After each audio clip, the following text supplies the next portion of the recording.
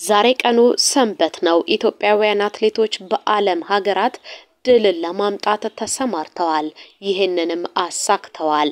እነማን ሮጡ፣ እነማን አሸነፉ? ከሁሉ ስፖርታችን የምትሰሙት ጉዳይ ነው። አትሌቱ ውድድሩን በበላይነት ካጠናቀቀ በኋላ ያሳየው ምልክት የዓለም መገናኛ ብዙሃንን ትኩረት እንዲስብ አድርጎታል። ምን አድርጎ ይሆን? ትሰሙታላችሁ።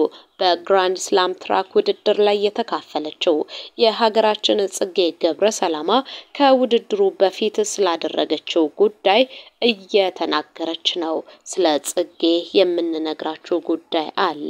ከግራንድ ስላም ጉዳይ ሳንወጣ በውድድሩ $100,000 ማፈስ የቻለችው ድርቤ ወልተጂ ስለ አሸናፊነቷ ተናግራለች። አሰልጣኟም ስለሷና ስለ ቀጣይ ውድድሮቿ የተናገረው ጉዳይ አለ። በዝርዝር ከምንመለከታቸው ጉዳዮች መካከል ቀዳሚው ነው። ስፖርታዊ መረጃዎቻችንን እየሰማችሁ ከኛ ጋር እንድትቆዩ ጋበዝናችሁ። የድል ዜናዎችን አከታትለን እንነግራችኋለን። በርሊን ገባን። በግማሽ ማራቶን የሩጫ ውድድር እንጀምራለን። በሴቶቹ የበርሊን ግማሽ ማራቶን አንደኛ፣ ሁለተኛ፣ ሶስተኛ በመግባት የአረንጓዴውን ጎርፍ ደግመውታል። ፎይቴን ተስፋዬ 1 ሰዓት ከ03 ደቂቃ ከ35 ሰከንድ በመግባት የውድድሩን ሪከርድ ጭምር በመስበር ውድድሩን በድንቅ አጨራረስ ፈጽማለች። ፈታው ዘራይ ሁለተኛ ሆና ውድድሯን አጠናቃለች። ዓለም አዲስ እያዩ በሶስተኝነት ውድድሯን ጨርሳለች። ይህ ድል አረንጓዴው ጎርፍ የተደገመበት ነው። ኮርታችሁ ላኮራችሁን አትሌቶቻችን እንኳን ደስ ያላችሁ ልንል እንወዳለን። እናንተም ማለት ትችላላችሁ። በወንዶቹም ቢሆን የሀገራችን ብርቅዬ አትሌት ገመቹ ዲዳ ድሪባ በአንደኝነት ውድድሩን አጠናቆ የወርቅ ሜዳሊያውን ለሀገሩ አሳክቷል። የኢትዮጵያ ሰንደቅ ዓላማ በበርሊን ጎዳናዎች ላይ በድምቀት ተውለብልበዋል። ገመቹ የገባበት ሰዓት 58 ደቂቃ ከ43 ሰከንድ ሆኖ ተመዝግቦለታል። እሱን በመቀጠል የኬንያ እንዲሁም የጀርመን አትሌቶች ተከታዮቹን ደረጃዎች ይዘው አጠናቀዋል። አሁን ደግሞ ወደ ቬና እናቅና። በቬና ወርቁንና ነሐሱን የሀገራችን አድርገዋል አትሌቶቻችን። በተለይ ሀፍቱ አባዲ ገብረስላሴ በአንደኝነት ውድድሩን አጠናቋል። ውድድሩን የገባበት ሰዓት 2 ሰዓት ከ08 ደቂቃ ከ28 ሰከንድ ሆኖ ተመዝግቦለታል። ውጤቱን አጠናቆ ውድድሩን በበላይነት ፈጽሞ የደስታውን መግለጫ ሲያሳይ ግን ብዙዎች ስለሱ መነጋገር ጀመሩ። የቅድስት ድንግል ማርያምን ስዕል ይዞ ለአሸናፊነቱ የረዳችኝ እሷ ናት ሲል መሰከረ። ዓለም ይሄንን ፎቶ ተቀባበለው። እውነት ነው። በእምነቱ የጸና ድንግልን ያዘ አሸናፊ ነው ሲሉም ተናገሩ። እናንተ ምን ትላላችሁ? ሐሳባችሁን አጋሩን። እኛ ግን እንኳን ደስ አለ ልንለው እንወዳለን። ሀፍቱን በመከተል የኬንያ አትሌት ሁለተኛ ደረጃን ይዞ አጠናቋል። ሞገስ ጥኡማይ አብርሃ በሶስተኝነት ውድድሩን አጠናቋል። ለሀገራችን አትሌቶች እንኳን ደስ ያላችሁ የሚለውን መረጃችንን ልናጋራቸው እንወዳለን። ይህ የደስታ ቀን ነው። የደስታ ቀናችን ላይ ነው የምንገኘው። ደስታችንን እጥፍ ድርብ ካደረጉልን አትሌቶቻችን መካከል ደግሞ ጥቁሯ እንቁ ድርቤ ወልተጂ አንዷ ናት። ድርቤ ወልተጂ በጃማይካ በተካሄደው የግራንድ ስላም ትራክ ውድድር 20 ነጥቦችን በማግኘት የዙሩ አሸናፊ በመሆን ውድድሯን አጠናቃለች። የአጭር ርቀት አትሌቶች በሚነግሱበት በዚህ ሻምፒዮናቸው ላይ ድርቤ ወልተጂ አሸናፊ በመሆን $100,000 አሸናፊ መሆኗን ጠዋት ነግራናችሁ ነበረ።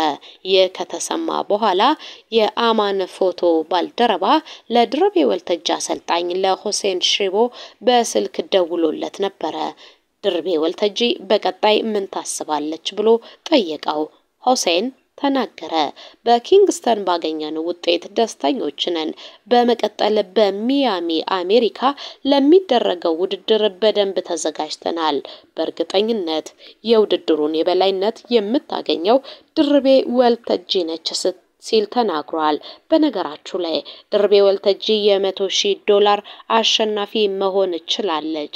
ይህን የሆነው ደግሞ ትላንት በ800 ሜትር ሁለተኛ ደረጃን ይዛ በማጠናቀቋ ዛሬ ደግሞ በ1500 ሜትር አንደኛ ሆና ውድድሯን በመጨረሷ ነው። አሁን 20 ነጥቦችን ሰብስባለች። $100,000 አሸናፊ መሆን ችላለች። አሜሪካ ላይ ደግሞ ትልቁ ውድድር ይጠብቃታል። አሁንም ድል ለድርቤ ወልተጂ፣ ድል ለጀግናዋ አትሌታችን ልንል እንወዳለን። በዚሁ የግራንድ ስላም ውድድር ላይ ጽጌ ገብረሰላማም ተካፋይ ነበረች። በተለይ በ5000 ሜትር ውድድሯ ላይ ጥሩ የሚባል አቋምን ማሳየት ችላ ነበረ። ጽጌ ከውድድሯ በፊት ግን ስትዋኝ የሚያሳየው ቪዲዮ የብዙዎችን ቀልብ ስቦ ነበረ። ጽጌ ገብረሰላማ ታስታውሳታላችሁ። ቅርብ ጊዜ ታዋቂነትን ያተረፉ ከሚገኙ አትሌቶች መካከል የምትመደብ ነች። በዚህ ውድድር ላይ እንብዛም ውጤት ባይቀናትም በቀጣዮቹ ውድድር ላይ ግን ለአሸናፊነት ይሄንን የጀመረችውን የዋና ስፖርትም አጠንክራ እንደምትቀጥልበት እየተናገረች ነው። ለሷም መልካሙን ሁሉ እንመኝላታለን። በነገራችን ላይ በግራንድ ስላም ትራክ ውድድር ላይ የተመዘገቡ ድሎችን እናስታውሳችሁ። በ5000 በ3000 እንዲሁም በ800 ሜትር ኢትዮጵያውያን አትሌቶች ተካፍለው ነበረ። በ5000 ሜትር ወንዶች ሀጎስ ገብረ ህይወት እንደተጠበቀው አሸናፊ መሆን አልቻለም። የአራተኛ ደረጃን ይዞ ነው ያጠናቀቀው። ጥላሁን በቀለ ኃይሌ ደግሞ 7ኛ ሆኖ ውድድሩን ፈጽመዋል። እጅጋየሁ ታዬ በ3000 ሜትር በአንደኝነት ውድድሯን አጠናቃለች። ቀደም ሲል ዋናተኛዋ አትሌት ያልናችሁ ጽጌ ገብረሰላማ በ3ኝነት ውድድሯን ማጠናቀቅ ችላለች።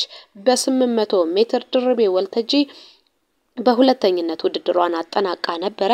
ዛሬ ደግሞ በተካሄደው ውድድር በ3ኝነት በላይነት ውድድሯን በማጠናቀቋ 20 ነጥቦችን ሰብስባ ከአትሌቶች ቁንጮ የሚያደርጋትን ነጥብ ይዛ ወደ አሜሪካ ታቀናለች። ይህ ለጎልደን ሊግም ጭምር ለዳይመንድ ሊግ ለተባለው ማለት ነው ፈተና የሆነው ውድድር ደምቆ ይቀጥላል። ቀጣይ ዙሮቹንም እንነግራቸዋለን። ወደ ሌላኛው መረጃችን እናልፋለን። ጋዜጠኛው ያሸነፈበትን የታላቁ ሩጫን ውድድር ነው የምንነግራችሁ። ይህ ውድድር 14 ሀገራት የተውጣጡ ድንቅ አትሌቶች የተሳተፉበት 15 ኪሎ ሜትር የሩጫ ውድድር ነው። መነሻውን አንጋፋው የአባ ጅፋር ቤተመንግስት ያደረገ መዳረሻውን ደግሞ ፈረንጅ አራዳ ያደረገ ውድድር ነበረ። በ15 ኪሎ ሜትር የሩጫ ውድድር አንደኛ የወጣው ጋዜጠኛና አትሌቱ ደሳለኝ ዳኘው ሆኗል። እሱም በመከተል ጅፋር ጃሜልና አብዮት መጎስ ሁለተኛና ሶስተኛ ሆነው ውድድራቸውን ፈጽመዋል።